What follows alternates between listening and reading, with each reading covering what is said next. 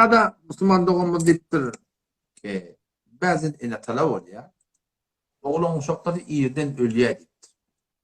Şolara ne etmeli? Ne etmeli? Awala wada dikkatin peygamber bolup şonda oğlan çocuğu iyiden ayrılıptır. Tabi Hatice'den 4 tane gıyıl oluyor. Ondan berde Hazreti Malikatı'dan ondan başına yanı boluyor. Şöyle de bir yaşta 2 yaşta bıraktı ayrılıyor.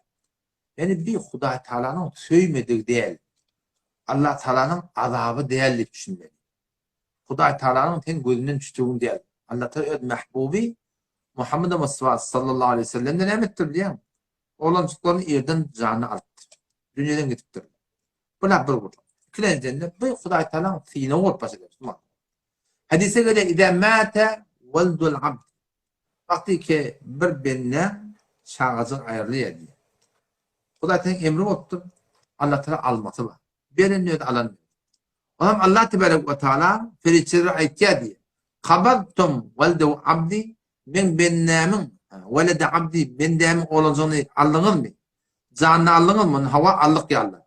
Yine soruyor. Kabadtum velede abdi ben bennemin sağacağım canını aldınız mı? Allık ya Allah. Hop. İşte soranlar. Aya şun yüreğinin meyvasının canını aldınız mı? Ferişlerden Huday'da soruyor. Onun hava allık. Onun ben bennem neyim diye diyorsun. Huda Teala bilip du. Biz benderlere təlim, feriştelere təlim, ummata təlim. Men bennem şol çağıcı alınanna, çağıcı dünyadan aydanna, şol bennem ene ata näme dedi? Hamideke ve sterca. Birin öyle alan öyle. Elhamdülillah.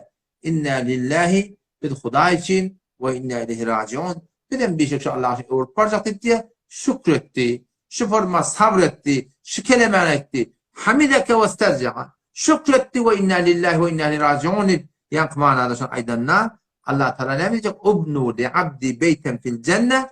Şu bennemi kime şun çağacığın Allah'ım tine o da abi. Beripte tine yallah, alıpta tine yallah Müslüman doğru. Şu en atayı ki, şu oğluncun canlarında, şu for bana şükredip de, inna lillahi ve inna ileyhi raciun aytta, şu ubnu li abdi beyten fil cennet. Şu bennemden süreyim, ölmeden önce cennette bir tane kasırdan, cennetin kasırlarından bir tane öy becerin ve semmuhu beytel hamd. Şol öyde adına şükrü öyün dakın diye bekliyor. Oğlum şu da Müslüman doğulam.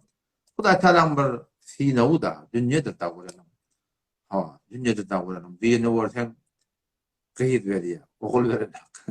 Birini oğul veriyor, gıyır verenek. Birini orten asıl verenek. Bu da Teala yehabu limen yeşâhu inâtha lillahi mulkus semâvâti vel ard. Asmallan yerin hükmü, hükümeti dine Allah'tan söylüyor. Yehabu limen yeşâhu inâtha. Kim etlete gıyır veriyor. Ve yehabu limen yeşâhu dhukur. Kim etlete oğul veriyor. Ev yuzavvucum dhukrâna ve inâtha. Oğul gıyır. Oğul gıyır. Huda Teala halanca şunu veriyor. Ondan ve yec'ale men yeşâhu akîme. Her kim etlete beren akîme. Ne kadar da veriyor ortam alıyor. Şey değil mi? Her suret Huda Teala sabretme Müslüman doğunu. 5 yıllık dünyadır. Allah tamamını hep berkitmelidir. Her kime hayırlı Huda Teala'nın öyle kabul ediyor. Şunu yüreğini şuna çatıp da şükretme olur inşallah. Umid da Huda Teala adamını bilen, denananı bilen Allah'ın suretünden cennette inşallah o tadı bile yaşattı. Ebedi bir hoşluğu inşallah netibe.